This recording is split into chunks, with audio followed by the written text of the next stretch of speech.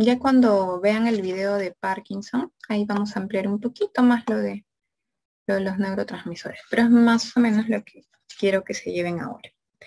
¿Ya? Entonces, seguimos con las estructuras, vamos bajando poco a poco.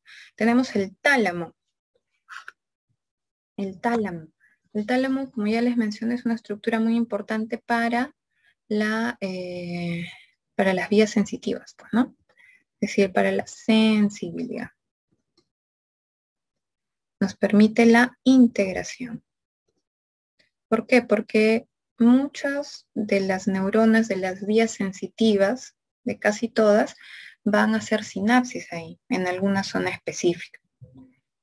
Muchas les digo porque ya les mencioné, ¿no? Excepto la vía del olfato, ¿no? Que tiene que ver con el nervio craneal 1. Esa es la única vía sensitiva que no debe pasar por el tálamo. Todas las demás sí. Además, tiene que ver con algunas funciones del despertar, de la conducta, a veces algunos y de memoria, ¿no? Porque también pertenece, igual que el hipocampo, al sistema límbico y al circuito de Papez. Pero lo más importante es sensibilidad e integración de la sensibilidad. El hipotálamo, ya les dije, es una estructura que si me preguntan en una palabra es homeostasis, ¿no? ¿Por qué? Porque homeostasis. Porque produce hormonas. Produce hormonas estimulantes también de la hipófisis, de las hormonas hipofisiarias. Produce también neurotransmisores y todo eso para mantener la homeostasis. Ahorita lo vamos a ver un poquito más detallado. La epífisis también dijimos, la glándula pineal, que tiene que ver con el ciclo circadiano, ¿no? Y el núcleo subtalámico o de Luis, que ya dijimos, ¿no? Forma parte de forma funcional con el sistema de los ganglios basales en el control del movimiento voluntario, ¿no? De la vía del sistema extrapiramidal. Y ya dijimos, si se lesiona, que es muy raro, lo que se produce es un hemibalismo contralateral. Listo. Seguimos. Perfecto. Vamos a ver entonces un poquito de los núcleos del hipotálamo. Ver estas imágenes a veces asustan porque es un poco difícil tratar de reconocer un núcleo y otro, ¿no? No es tan fácil como los lóbulos o los hemisferios. Vamos a verlos como núcleos, como nombre. Ay, perdón. Como nombre. Y más o menos ver sus funciones, que eso es lo que más o menos tenemos que saber, ya que alguna vez sí ha sido pues preguntado en los exámenes, ¿ya? Entonces, el núcleo arcuato es uno de los más conocidos tal vez, porque es el lugar donde se van a producir las hormonas estimulantes de las hormonas de la hipófisis, ¿sí? El lugar donde se producen, vamos a ponerlo, producción de las hormonas estimulantes de las hormonas hipofisiarias, bien largo, ¿no? Hormonas estimulantes de las hormonas de la hipófisis, que van a ir a través del infundíbulo hacia la adenohipófisis, ¿no? Como vemos acá. Al lóbulo anterior o adenohipófisis, ¿no? Y ahí es donde la función de ellas en diferentes grupos celulares van a hacer que se produzcan las diferentes hormonas hipofisiarias, por ejemplo la somatotropina, la adenocorticotropina, la tirotropina, las gonadotrofinas, etcétera, ¿no? Depende. Ahora, lo que sí es muy importante que quiero resaltarles es que La única hormona que es controlada no por estimulación como estas, sino por inhibición es la prolactina a través de la dopamina que se produce a nivel del hipotálamo. Recordemos que en la sustancia negra que habíamos visto anteriormente se produce la dopamina que va a cumplir su función con los ganglios basales. Esta es otra dopamina que se produce directamente en el hipotálamo para controlar la producción de prolactina, pero de manera inhibitoria, ¿no? Todos los demás son por hormonas estimulantes, pero la dopamina es de forma inhibitoria. ¿Qué más? ¿Qué más tenemos en el hipotálamo? Si lo dividimos entre hipotálamo anterior y posterior, y hay una lesión en el hipotálamo anterior, ¿qué es lo que vamos a tener? Vamos a tener alteración del control de temperatura, vamos a tener hipertermia. Y si hay una lesión más bien en la parte posterior, todo lo contrario, ¿no? Va a haber hipotermia.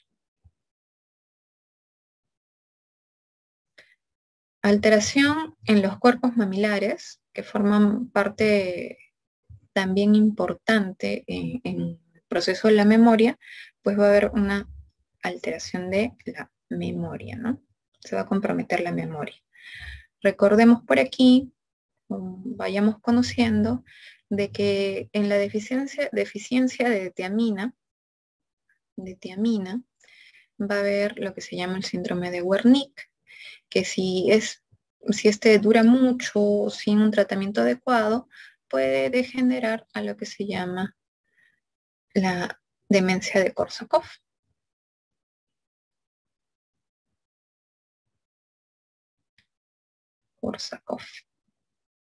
Y esto por alteración de los cuerpos mamilares, ¿no? Va a haber degeneración, atrofia, por la deficiencia de tiamina maltratada o alteración crónica de ella. ¿Ya? Esto sí ya no, cuando se da esto ya no es reversible el cuadro, ¿no? En la zona paraventricular, así como en la parte supraóptica, se van a producir dos hormonas muy importantes, la oxitocina y la antidiurética. Aunque ustedes saben de que ambas hormonas se producen en ambos lugares, el mayor porcentaje de producción de oxitocina es en el paraventricular y el mayor porcentaje de producción de la antidiurética es en el núcleo supraóptico, ¿no? En el preóptico, ahí se producen las hormonas estimulantes, la hormona estimulante de gonadotropinas, en ese lugar específicamente, ¿ya? Que tiene que ver mucho en la maduración sexual que se activa pues en la pubertad, en esa parte, ¿ya? El núcleo supraquiasmático, que tiene que ver con los ciclos circadianos, es decir, están en relación cercana con la glándula pineal, y el núcleo ventromedial, que tiene que ver con el control de la saciedad. Entonces, si hay una lesión ahí, vamos a tener pues hiperfagia. Listo, ese es nuestro hipotálamo. Seguimos. Listo. Aquí ya hemos visto cómo vamos nuestro encéfalo, nuestros lóbulos. Por aquí en la parte interna ya hemos visto lo que es los ganglios de la base, el diencéfalo, el tálamo, el hipotálamo, el subtálamo. Ahora vamos a ver lo que es nuestro tronco encefálico. El tronco encefálico está conformado por algunas estructuras que vemos aquí divididas, ¿no? El mesencéfalo, la protuberancia anular o puente de Barolio, ¿sí? Son sus nombres, el bulbo raquídeo o médula oblonga, ¿sí? Y el cerebelo en la parte posterior. Y recordemos que yo les dije que estas son estructuras que pertenecen a la fosa posterior, ¿no? Y que está dividido por una estructura fibrosa que se llama la tienda del cerebelo. Listo. ¿Por qué es importante esta parte, no? Lo que conocemos es que hay varios núcleos de los pares craneales que se originan allí. Está también la emergencia de los pares craneales, así como algunas otras estructuras. Vamos a comentarles un poquito. Por ejemplo, ¿no? En el mesencéfalo se va a originar el núcleo del par craneal 3, el núcleo del par craneal 4. Vamos a tener también por ahí otras estructuras como el núcleo rojo. Vamos a tener por ahí también algunos núcleos que se llaman gigantocelulares de la formación reticular. Aunque están divididos casi en toda la estructura del tronco, aquí es donde principalmente hay mayor cantidad, y esto es responsable, por ejemplo, de la producción de acetilcolina. ¿Ya? ¿Qué más? En la protuberancia vamos a tener a los núcleos de ¿qué me faltó? 3, 4, me faltó el 4, 3, no, acá está el 4, perdón, el 4, el 5, vamos a tener al 6, al 7 y al octavo par craneal. ¿Ya? Y bueno, en la protuberancia vamos a ver otras estructuras como el locus ceruleus, locus ceruleus, vamos a tener los núcleos del RAFE, aunque también están por casi todo el tronco. Y por ejemplo, el locus ceruleus está relacionado a la producción de noradrenalina, ¿no? El neurotransmisor noradrenalina. Y los núcleos del RAFE con la producción de serotonina. Dice núcleos, sí, núcleos gigantocelulares de la formación reticular. Lo que ya no me alcanza y escribo feo. Núcleos gigantocelulares de la formación reticular, donde se produce la acetilcolina de forma principal. Y en el bulbo vamos a tener a los núcleos de los pares craneales 9, 10, 11 y 12. Algunas otras estructuras, principalmente los centros de control cardiorrespiratorio, ¿no? Eso es lo más importante. Tenemos también a la sustancia reticular ascendente, ¿ya? El sistema reticular activador ascendente, que va a estar por todo el tronco, que es muy importante para el control del sueño y la vigilia, sobre todo la vigilia. Y como ustedes verán, aquí uno de los más importantes para la función vital son los centros cardiorrespiratorios, ¿no? Porque si hay lesión en esta zona, uno puede quedar en coma y morir, ¿no? Entonces son estructuras muy pequeñas, pero que tienen funciones muy, muy importantes, ¿ya? Vamos a detallar un poco más lo de los ganglios, de los nervios craneales, ¿ya? A ver. Listo. Uy. Ya. Entonces que la parte de las preguntas se me va para un costado. Uy, Dios. Ya, listo. Entonces, acá tenemos a nuestro tronco encefálico, ¿sí? Tenemos aquí está nuestro tálamo, pues, ¿no? Nuestros pedúnculos. Aquí podemos ver, aunque no forma parte de las estructuras del tronco encefálico, podemos ver parte de la vía óptica, ¿sí? El nervio craneal 2, parte de la vía óptica, que está justo por encima, ¿no? Justo por encima del mesencéfalo.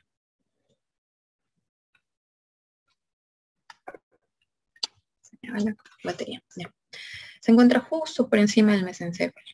Y en el mesencéfalo vamos a ver la emergencia de los nervios craneales. Por ejemplo, tenemos al nervio craneal 3, ¿sí? Que sale en la parte anterior. Aquí, por ejemplo, nervio craneal 3, aquí está su núcleo. Y tenemos al nervio craneal 4, que hace un doblez, pues, ¿no? Miren, acá está el núcleo del 4, ¿sí? ¿Y qué es lo que hace el núcleo del 4? Perdón, acá. El núcleo del 4 sale, se da una vuelta y recién emerge por el otro lado, ¿sí? Entonces se da un giro por detrás. El 3 sale de frente por delante. Entonces se da un giro por detrás. O sea, tiene un recorrido bastante largo. Recordemos que el nervio craneal 4 frecuentemente se lesiona en traumatismos porque tiene un recorrido largo intracraneal, ¿no? Luego tenemos la protuberancia o puente, como dice acá. Vamos a tener la emergencia del nervio craneal 5 o trigémino, que es bastante prominente, básicamente sensitivo, tiene algunas otras propiedades que vamos a ver a los costados. Y en esta comunicación entre la protuberancia y el bulbo, van a emerger los siguientes nervios, ¿no? Sabiendo de que el origen de sus núcleos está por encima, casi todos emergen en esta comunicación, ¿no?, de la protuberancia y el bulbo, ¿no? A ver, acá tenemos, por ejemplo, al nervio craneal 6 o abducens.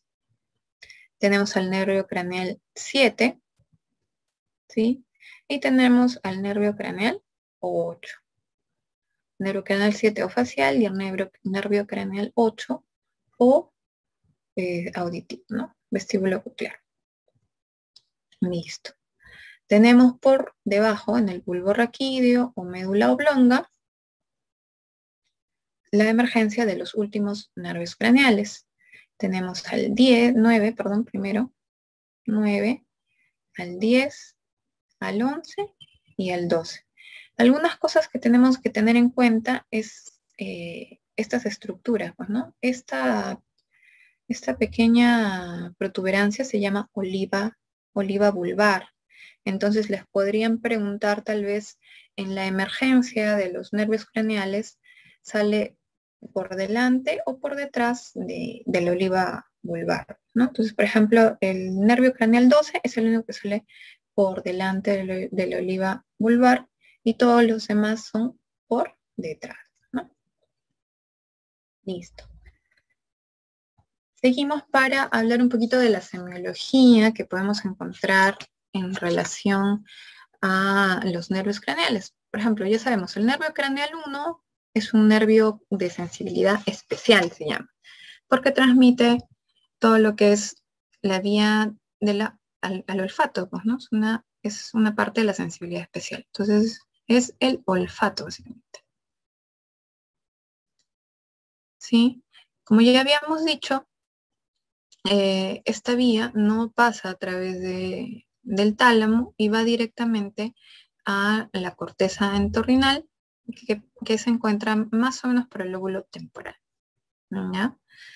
La lesión, pues, puede producirnos hipofmia, anosmia o cacosmia, pues, ¿no? Es decir, la sensación de un olor, pues, desagradable persistentemente, ¿no? De forma anormal. El segundo par craneal es el nervio perteneciente a la vía óptica, el nervio óptico. No se encuentra en tronco, tiene su propia estructura por encima del mesencéfalo y pues se encarga de la visión, pues, ¿no? Visión. Y recuerden que la integridad de los nervios ópticos es importante para que también se genere un reflejo pupilar adecuado, ¿no? O sea, tiene que ver en parte con un reflejo pupilar adecuado, ¿no? Adecuado. La alteración de los nervios ópticos o de la vía óptica van a dar algunos patrones característicos que vamos a ver en las siguientes láminas. ¿Ya? Listo. Seguimos entonces. Nervio craneal 3 se llama motor ocular común. Motor ocular común. El motor ocular común se encarga de casi todos los movimientos de los músculos extrínsecos del ojo. ¿Qué quiere decir? Movimientos que permite a la órbita mirar hacia arriba, mirar hacia abajo, mirar hacia adentro, ¿sí? También permite la elevación del párpado, ¿sí?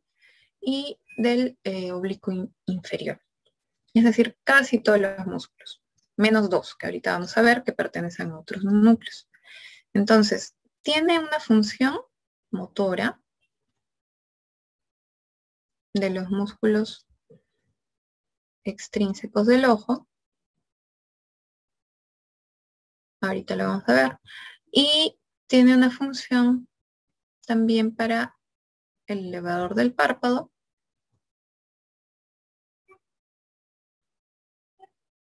Para el elevador del párpado. Y algo que es muy importante, que el motor ocular común lleva fibras parasimpáticas. Vamos a poner fibra parasimpática. Para la pupila. Entonces, ¿qué sucede? Ya habíamos hablado un poquito de las funciones del sistema simpático parasimpático, ¿no? El sistema simpático nos permite estar alertas para actuar ante alguna situación de estrés. Entonces, en ese momento van a haber respuestas a nivel cardiovascular, respiratorio, metabólico. También va a haber una respuesta pupilar. Esta respuesta pupilar, por ejemplo, a nivel del sistema nervioso simpático, va a hacer de que nosotros dilatemos la pupila. ¿Por qué se dilata? Porque nos permite ver más de lejos, ¿no? Por ejemplo, antiguamente, ¿no? Cuando cazábamos y peleaban nuestros ancestros con bestias, o etcétera, nos permitía ver más de lejos con mayor facilidad a nuestros adversarios, ¿no? No son sistemas de reflejo, básicamente. Lo contrario sucede con el parasimpático. Es un sistema que nos permite estar en reposo, bajar el metabolismo, bajar nuestra función cardiovascular. Y en la pupila lo que hace es producir miosis. Y eso nos permite ver mejor de cerca, pues, ¿no? Con algunos otros cambios dentro de la acomodación y otros, ¿no? Entonces, el motor ocular común va a conducir únicamente fibras parasimpáticas para la función de la pupila. Por lo tanto, ¿qué es lo que va a producir? Miosis, pues, ¿no? Controla miosis pilar. ¿Qué sucede si se lesiona? ¿Qué sucede si se lesiona? Va a haber debilidad para los movimientos del ojito que corresponden al motor ocular común, que son casi todos.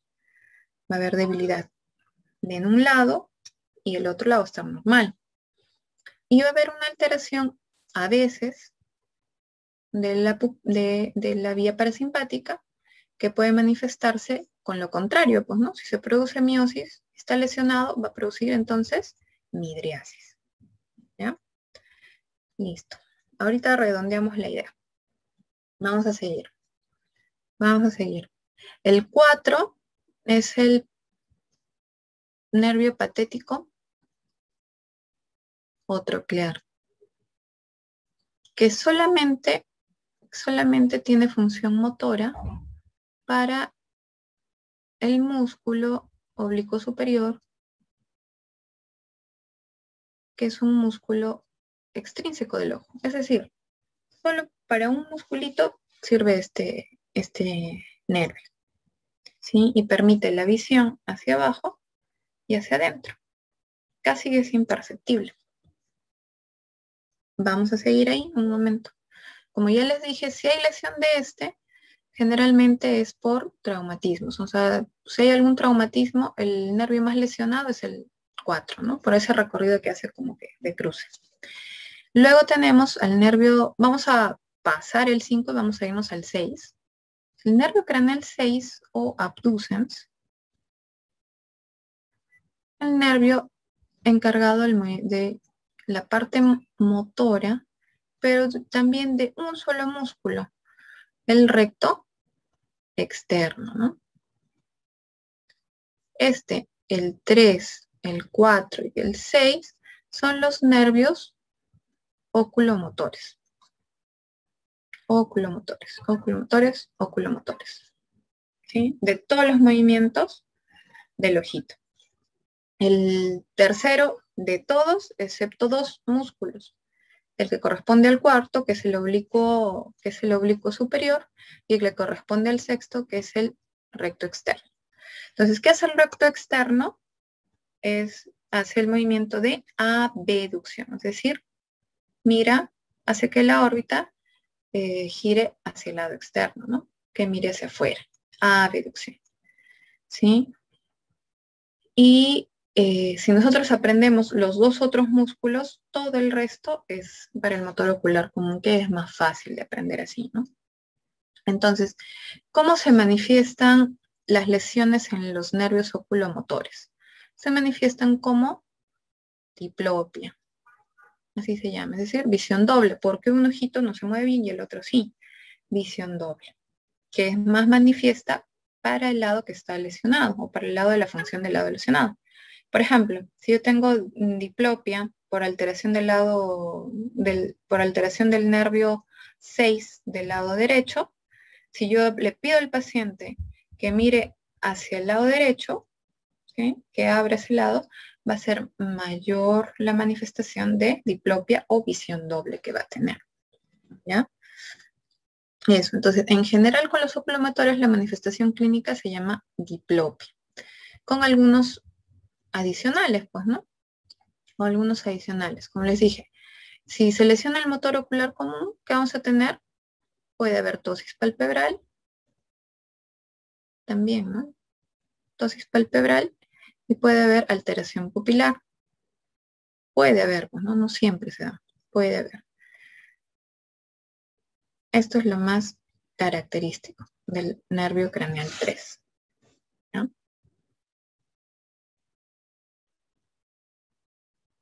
Hasta ahí todo bien, todo, no hay preguntas, ¿verdad? ¿Está todo claro? Espero que sí. Listo. Entonces, seguimos. Seguimos en el nervio craneal 5 o trigémino.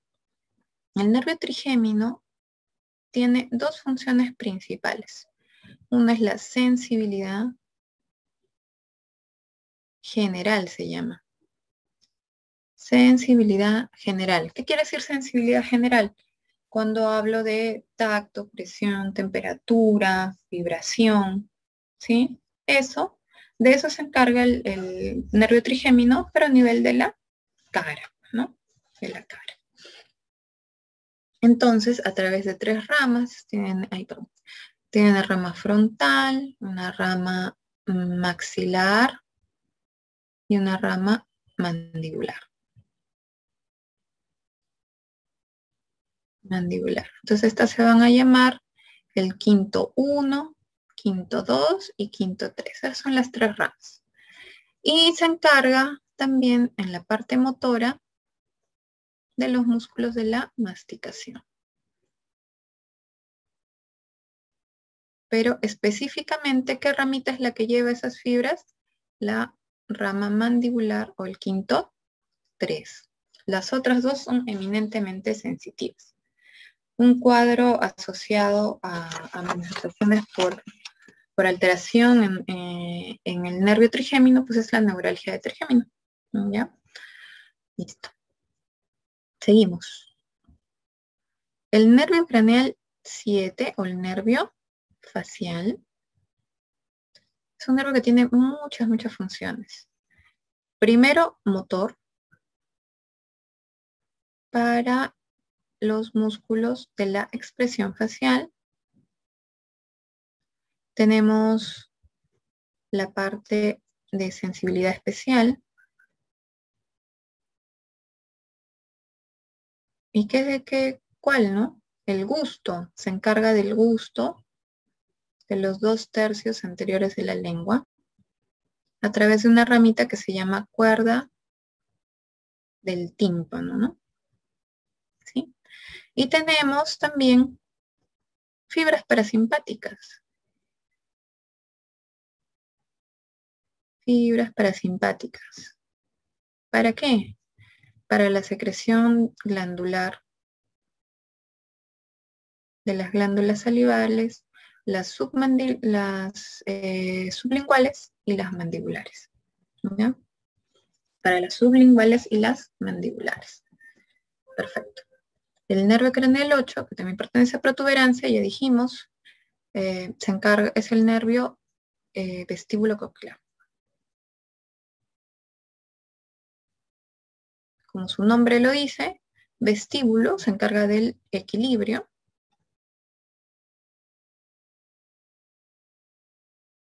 Y coclear hace referencia al órgano de Corti en un sentido especial que es la audición, ¿no? La audición. Perfecto. Nervio craneal 9 es el glosofaringio. El glosofaringio, que se encarga también de varias funciones. Motor,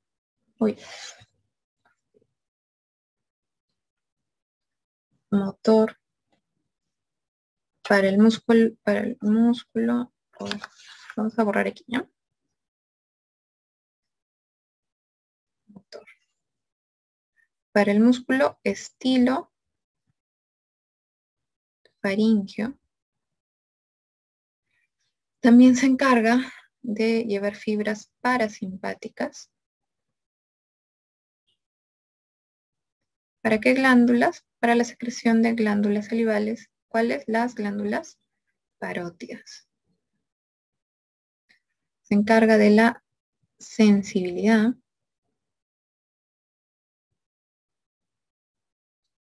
General, es decir, tacto, presión, temperatura, del tercio posterior de la lengua y partes posteriores de la faringe, algunas. Y también tiene sensibilidad especial. Dios, tiene todo. ¿Cuál sensibilidad especial? Del gusto, también para el tercio posterior de la lengua, ¿no? También. Sí, excelente, para la parótida, José Estrada, ¿sí? Ya, eso es todo lo glosofaringio, tiene todo. Para el nervio vago, es el más extenso del cuerpo porque tiene fibras que se van a la parte, a la cavidad torácica y a la cavidad abdominal, porque es uno de los principales relacionados al monitoreo y función del sistema parasimpático, ¿no? Entonces, tiene fibras básicamente, ¿no? Lo más importante, parasimpáticas para las cavidades torácica y abdominal, ¿ya? Y tiene también función motora para los músculos constrictores de la laringe, ¿no? Recordemos a nuestro nervio laringeo recurrente y si tenemos lesión nos da la voz bitonal. Perfecto. Uy, perdón. Acá está escrito en negrito y me olvidé. Siempre me olvido, por eso lo escribo. ¿Qué sucede si yo lesiono el nervio glosofaringio? En la faringe, yo al examinar al paciente, de ahí tengo la úvula y tengo las fauces, pues, ¿no? Si yo le digo que abra la boca y diga, ¿qué es lo que va a suceder? Va a haber una elevación simétrica de ambos lados. Sin embargo, si hay lesión, por ejemplo, de este lado, ¿qué es lo que va a suceder? Al yo explorar al paciente va a decir,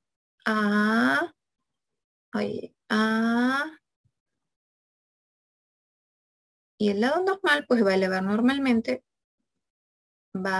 esa elevación va a hacer que incluso se desvíe la úvula y el lado que está lesionado pues no se eleva. Y eso es lo que se llama el signo de la cortina de Bernet, ¿no? Entonces se desvía la úvula por la contracción adecuada del lado sano. Pues, ¿ya? Listo. Seguimos aquí y ya para hacer un breve receso, porque ya estamos buen tiempito, el nervio craneal 11 o espinal, solamente motor para el trapecio y el esternocleidomastoideo. Si hay lesión, ¿qué sucede? Va a haber atrofia y va a haber dificultad para el giro de la cabeza hacia el lado contralateral, ¿no? Muy raro eso. Y el nervio craneal 12 o hipogloso, músculos intrínsecos y extrínsecos de la lengua, ¿no? Básicamente motor. ¿Y qué pasa si se lesiona? Igual, yo le pido al paciente de que saque la lengua. Saca la lengua, normal, la extiende de forma simétrica. Pero ¿qué sucede si hay lesión? Igual, pues, ¿no? Si hay lesión, por ejemplo, de este lado, de la derecha, le voy a pedir que saque la lengua y va a haber una desviación hacia el lado altera, en este caso.